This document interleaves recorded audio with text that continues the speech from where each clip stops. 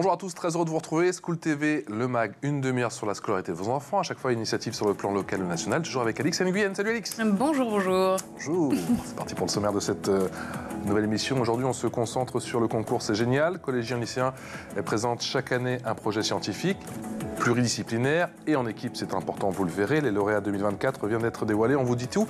Dans un instant, de manière plus générale, on se demandera quelle est la place des disciplines scientifiques à l'école. Est-ce qu'elles ont encore la cote? Comment attirer plus de filles dans des secteurs, domaines où on sait que les garçons sont légion? Élément de réponse dans un instant avec nos deux invités. Puis il y aura une loupe, la loupe d'Alix au programme. Je vous emmène à Bordeaux, direction un centre scientifique ultra ludique. Cap Science, dans un instant. Expression orale, on y va.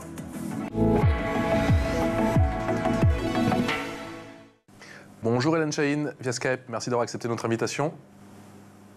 Bonjour. Vous êtes l'heureuse déléguée générale de la Fondation C'est Génial. C'est quoi la Fondation C'est Génial, s'il vous plaît? C'est Génial, c'est une fondation qui est reconnue d'utilité publique et on a la particularité d'avoir été créée par des entreprises, alors des entreprises à caractère scientifique, des industries, des entreprises technologiques. On existe depuis en fait nos 18 ans cette année. Notre mission, c'est de promouvoir les sciences auprès des jeunes, au collège et au lycée.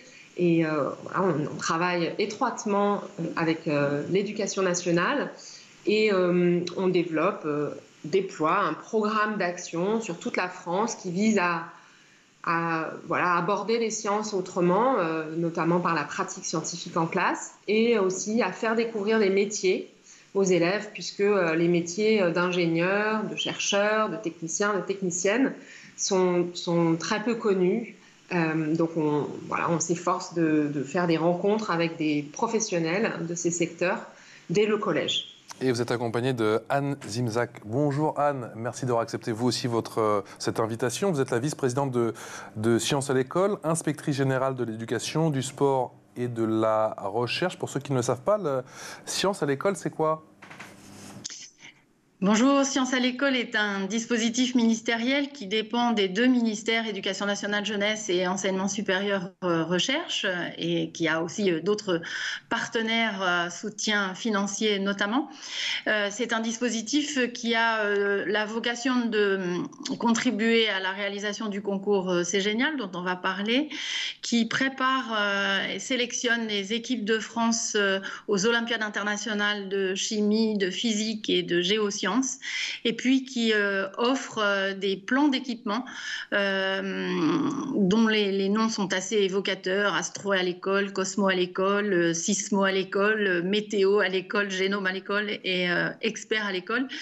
Des plans d'équipement qui permettent d'attribuer du matériel sur appel à candidature à des collèges et des lycées, matériel de pointe que les établissements ne s'achètent pas, et cela crée des réseaux pédagogiques assez innovants pour travailler en atelier scientifique ou tout simplement dans le cadre des cours et de la grille horaire en collège et lycée. Sciences à l'école et Fondation C'est Génial, on combine les deux et ça donne notamment ce concours C'est Génial. Comment Hélène est né ce concours et quelle est l'ambition derrière ce concours ? Alors, le concours C'est Génial, effectivement, est le fruit de cette rencontre, de cette collaboration. Du côté de la Fondation, les fondateurs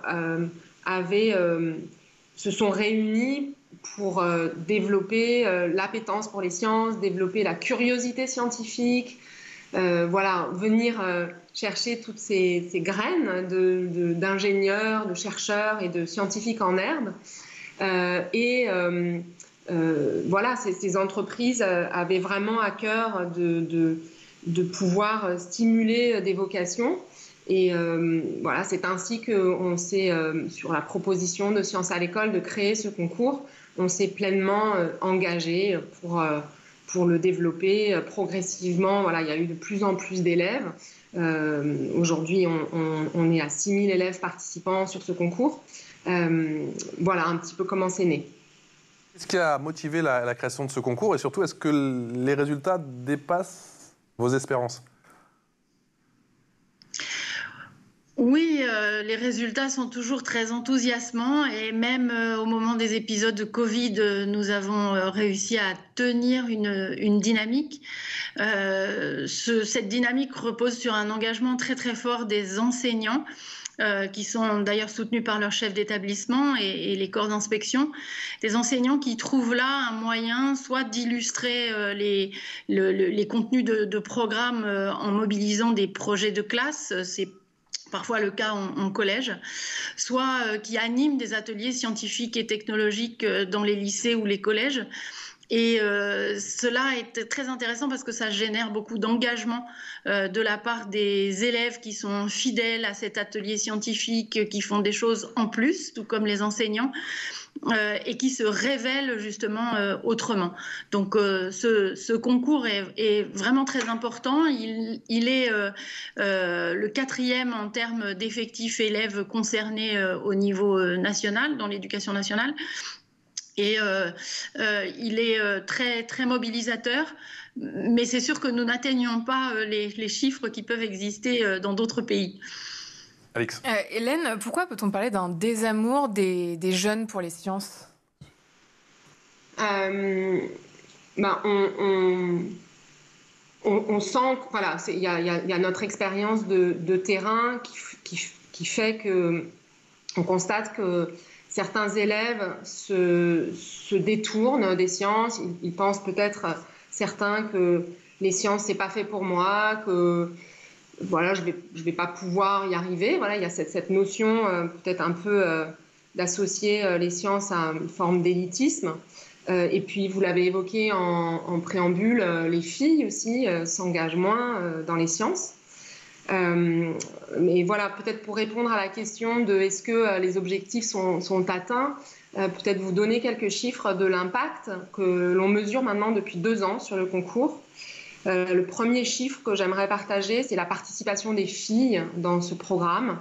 Cette année 2024, on est à peu près à parité, hein, c'est 49% de filles, donc les filles sont largement embarquées dans les projets et on le voit bien aussi quand elles prennent la parole pour présenter le projet, soit devant le jury, soit sur scène à la fin, à quel point elles sont complètement, elles font corps avec le projet, avec beaucoup d'enthousiasme et beaucoup de compétences. Hélène, pardon de vous couper, ces chiffres, donc 49%, ça marche aussi bien. C'est couplé entre collège et lycée ?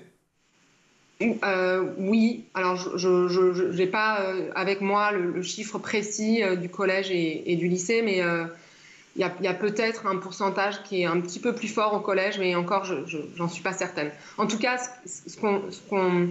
étant donné que ce sont des projets d'ateliers scientifiques, comme le disait Anne, ou des projets aussi de classe, hein, notamment au collège, finalement, tous les élèves sont embarqués quelque part. Donc, ces pourcentages-là, on aimerait les retrouver après dans la poursuite d'études et puis dans les entreprises et dans les laboratoires de recherche. Hein.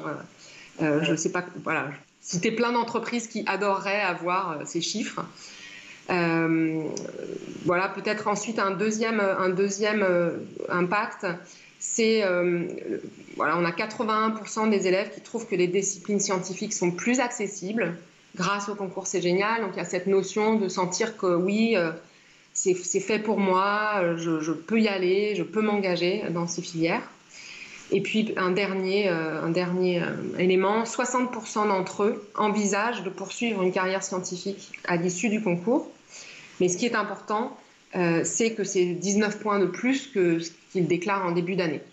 Donc ça, c'est vraiment quelque chose de précieux pour nous, de savoir que ça crée de l'engagement et des vocations pour les filières scientifiques, même si ce n'est pas la seule raison pour laquelle on pousse les enseignants et les élèves à monter des projets en classe. Alors la finale du concours C'est Génial, concours 2024, a eu lieu le 15 mai dernier, c'est tout récent, les lauréats ont été dévoilés.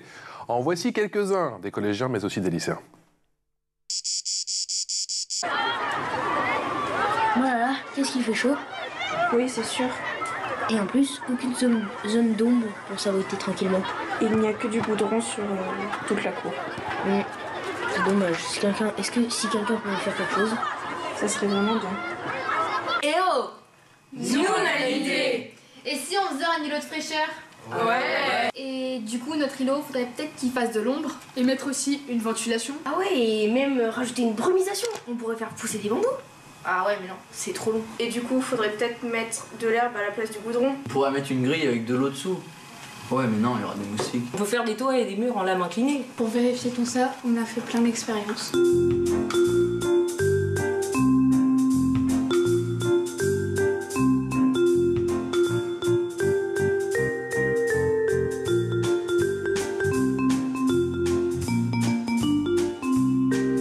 Non, plus sérieusement, on a fait des vraies expériences scientifiques. Ouais.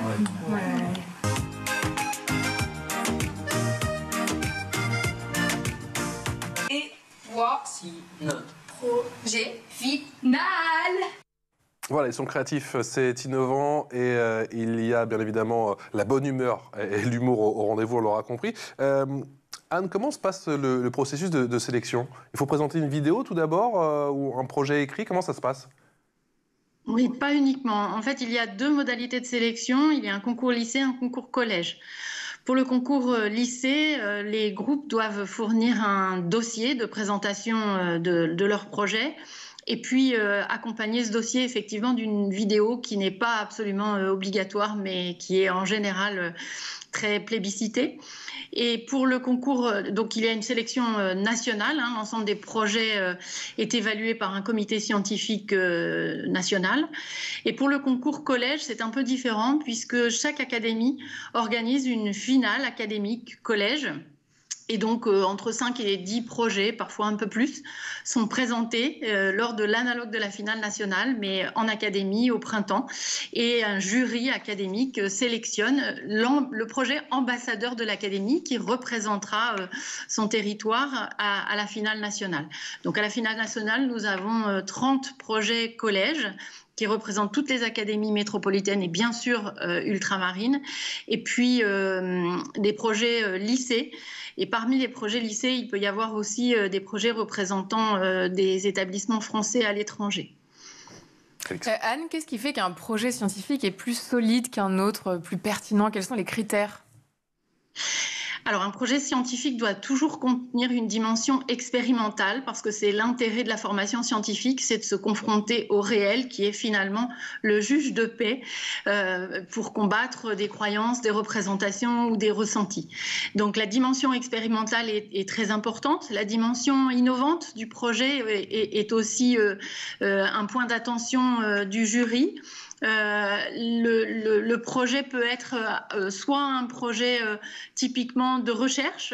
On a souvent des lycéens qui s'attaquent à des sujets particulièrement complexes et parfois éloignés de leur cœur de cible scolaire.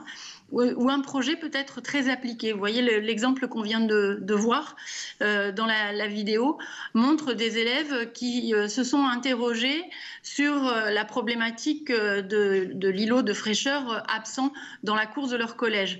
Et donc, on voit là que la science est présente partout, dans toutes les situations de la vie quotidienne et dans de nombreux domaines. Et c'est aussi finalement cette double dimension de la science qui est recherchée par les jurys. Le caractère un peu fondamental et le caractère applicatif ou appliqué. Ouais, c'est ça, Hélène. Effectivement, je reprends les propos de Anne, la science est présente partout. Avec son concours, la science devient très concrète. C'est ce qui manque parfois, en tout cas c'est mon sentiment quand j'étais peut-être un petit peu plus jeune. Là, on fait des choses concrètes et on la voit directement en application. Oui, quelque part, je me souviens de certains élèves dire qu'ils n'ont pas eu l'impression de faire des sciences. Alors, je ne dis pas du tout ça pour minimiser l'importance des sciences, et au contraire, mais disons que ce qui compte pour eux, c'est la problématique qu'ils veulent résoudre. Et ce faisant, ils font des sciences, ils résolvent des problèmes, ils expérimentent et ils construisent une démarche scientifique. Donc c'est ça qui fait que cela fonctionne et comme Anne le disait, ce qui est amusant, c'est qu'ils démarrent avec des problématiques qui sont très locales, qui sont des problématiques qui les concernent, hein. Soit très fortement environnementales, mais on voit aussi beaucoup de sujets sociaux autour du handicap Je me souviens d'un projet d'élèves qui avait une collègue, une camarade qui avait la maladie de Charcot, et donc ils avaient cherché un système pour qu'elle n'ait pas à sortir son pass dans le bus. Donc voilà, ils vont vraiment s'appuyer sur ce qui les concerne, et c'est cette préoccupation qui va faire leur engagement et l'envie d'atteindre un résultat. On a vu un exemple tout à l'heure avec les collégiens, effectivement, avec cet exemple sur les îlots de fraîcheur, et je vous ai promis les lycéens. Les voici. Alors nous, l'objectif de notre projet, c'est de comprendre comment une petite pièce appelée anti-vibrateur que l'on place sur le cordage permet d'atténuer au tennis la vibration que l'on ressent au niveau du manche lorsqu'on tape dans la balle. Et pour cela, nous sommes même venus à innover en inventant des dispositifs tels que par exemple la raquette guitare qui fonctionne sur le principe d'une raquette et d'une corde associée. Pour réaliser notre projet, nous avons dû aborder différentes notions scientifiques que nous ne pouvons pas voir en cours. Et donc les aborder avec une problématique nous a permis de voir les choses d'une manière plus concrète qu'avec des exercices classiques. Nous sommes très honorés d'avoir pu participer au concours C'est Génial. C'est un concours très valorisant et qui a pu nous permettre de développer de nouvelles compétences, notamment oratoires. Avec ce concours, Anne, on dépasse quelque part ses connaissances, le socle commun, on repousse un peu ses limites? On repousse ses limites, on découvre de nouvelles notions et on se rend compte que tout ça est accessible, et c'est le principe de la science, d'aller chercher de nouvelles informations en s'appuyant sur ce qu'on connaît déjà. Donc c'est très stimulant en réalité, à la fois pour les élèves et pour les enseignants qui se positionnent un peu en coach, en accompagnant. Ce ne sont pas finalement des discours enseignants descendants, mais l'offre de temps, d'espace, de créativité, de recherche et d'accompagnement vraiment de l'adulte, enfin de l'accompagnement par l'adulte des groupes d'élèves. Hélène, la nouveauté, ce sont les équipes mixtes. Pourquoi ça n'existait pas avant ? Il y a toujours eu des équipes mixtes. Voilà, c'est simplement nous, on insiste dessus, on le met en avant, on en parle, parce qu'on connaît le sujet. Et c'est vrai que c'est assez réjouissant pour nous de sentir qu'il n'y a pas ces questions de préjugés, de c'est pas fait pour moi, ou de... Voilà, on les vit pas, nous, quand on est dans le concours C'est Génial. Donc ça nous encourage à dire allez-y les filles et allez-y les garçons, quoi. Voilà, tout ça c'est gommé en fait.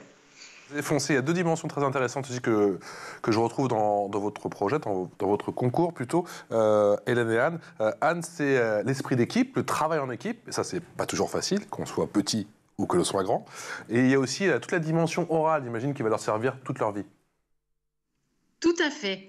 C'est très important, effectivement, de dépasser la difficulté de s'exprimer à l'oral. Beaucoup d'inhibitions existent, notamment au collège, et les professeurs témoignent de la mue, finalement, que cette participation au concours opère chez les élèves.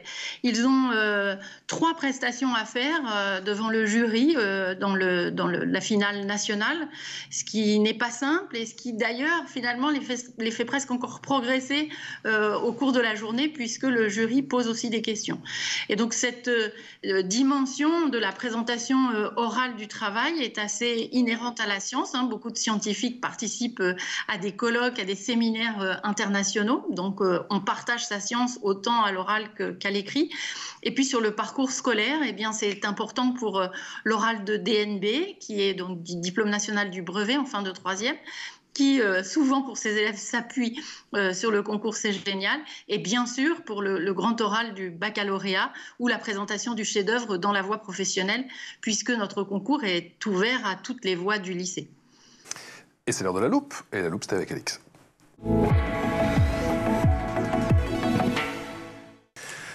Alix, tu nous emmènes aujourd'hui à Bordeaux.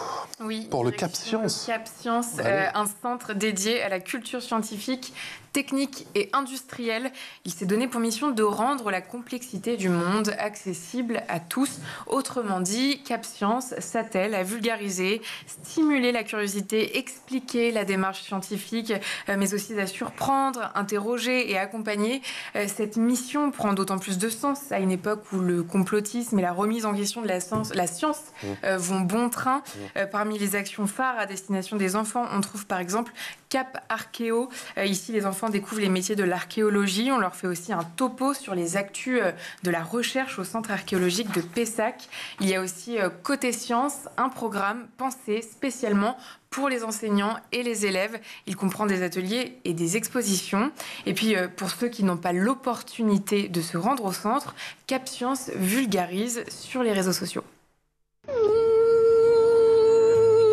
Tu l'as reconnu? C'est le moustique. Tu l'aimes pas trop, hein? Mais je vais donner 3 raisons de pas trop le détester. Première raison, il est au menu de plein de petits animaux comme les oiseaux, la chauve-souris, la taupe, les grenouilles, et il participe à l'équilibre de la chaîne alimentaire. Deuxième raison, il filtre les eaux, les mares, là où il va pondre ses larves, et il nettoie les eaux du coup pour plein d'animaux en passant.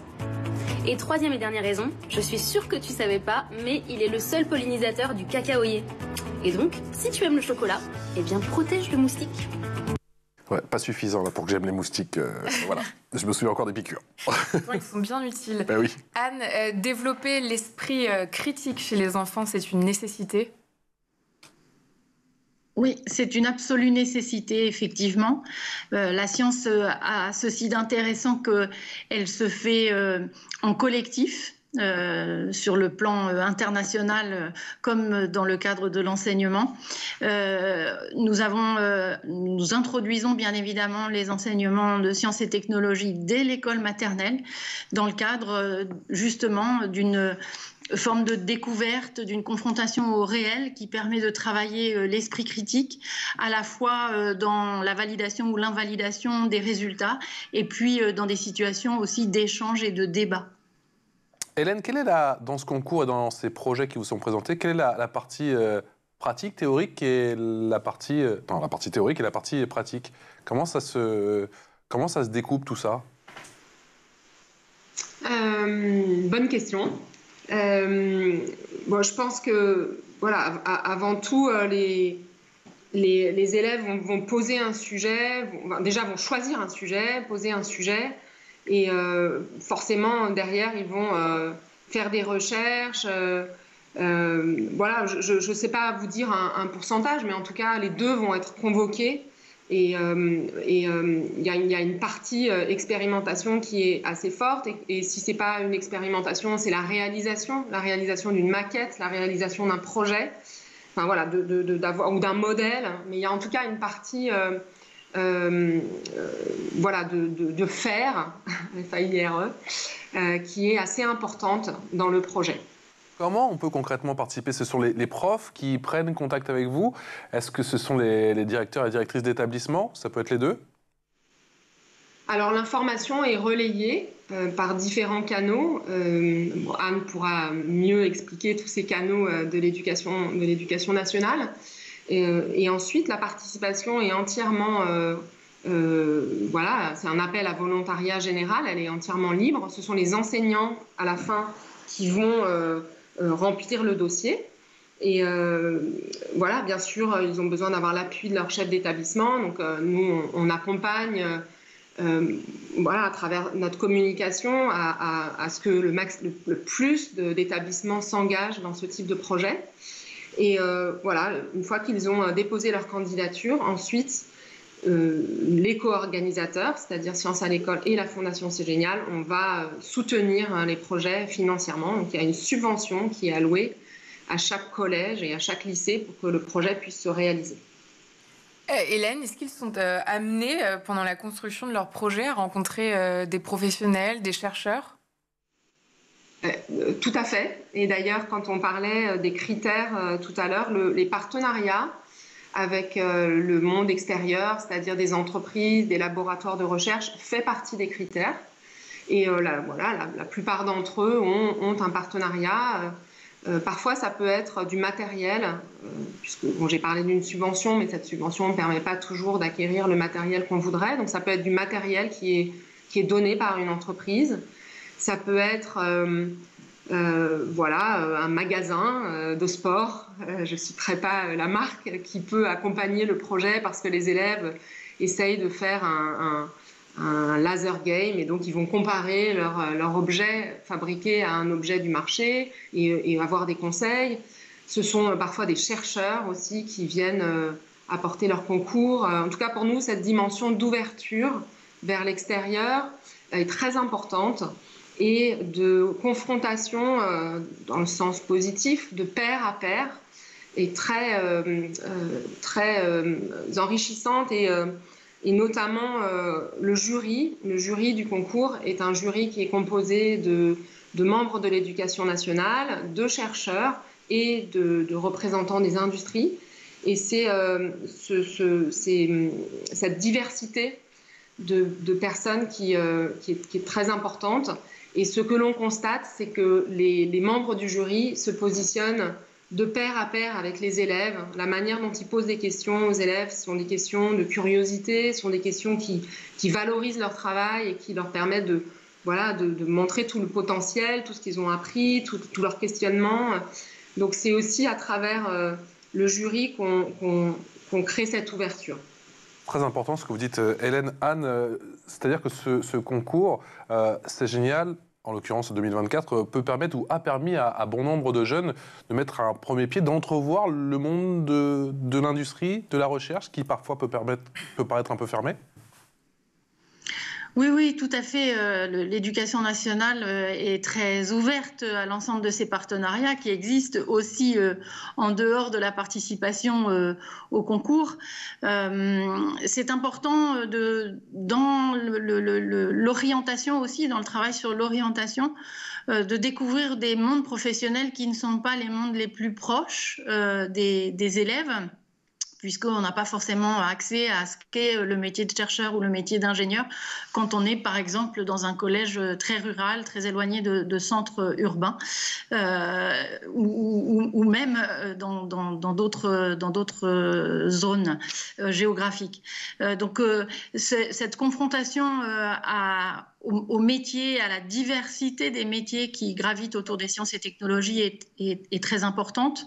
Les rôles modèles sont aussi très importants, c'est-à-dire s'engager dans les sciences, c'est pas juste parce qu'on a envie d'être un Thomas Pesquet ou un prix Nobel, c'est aussi s'engager par rencontre avec d'anciens étudiants ou des personnes qui ont eu un parcours analogue et qui simplement ont fait des sciences et de la technologie leur vocation et leur métier. Donc ces rencontres sont essentielles et elles nourrissent beaucoup de projections chez les élèves et puis elles contribuent aussi à l'ouverture professionnelle et intellectuelle des enseignants. Merci infiniment à toutes les deux. Merci pour cet éclairage et encore bravo à vous. Bravo bien sûr à tous les lauréats, tous les lycéens, tous les collégiens. Il y a eu une belle cuvée, j'ai l'impression, effectivement, de ce concours C'est génial 2024. On attend 2025. Il y aura un concours, assurez-nous. Bien sûr. On est au taquet. On est en préparation, on est déjà sur le suivant, évidemment. Merci beaucoup Hélène Shane, déléguée générale de la Fondation C'est génial, et Anne Zimzak, qui est vice-présidente de Sciences à l'école, inspectrice générale de l'éducation, du sport et de la recherche. Je crois que j'ai tout dit. Merci à toutes les deux. On se retrouve très bientôt. On espère vous voir et on espère pourquoi pas avoir sur le plateau du MAG sur School TV des lauréats. On adore ça. Alix, on se retrouve demain. À demain. Ciao.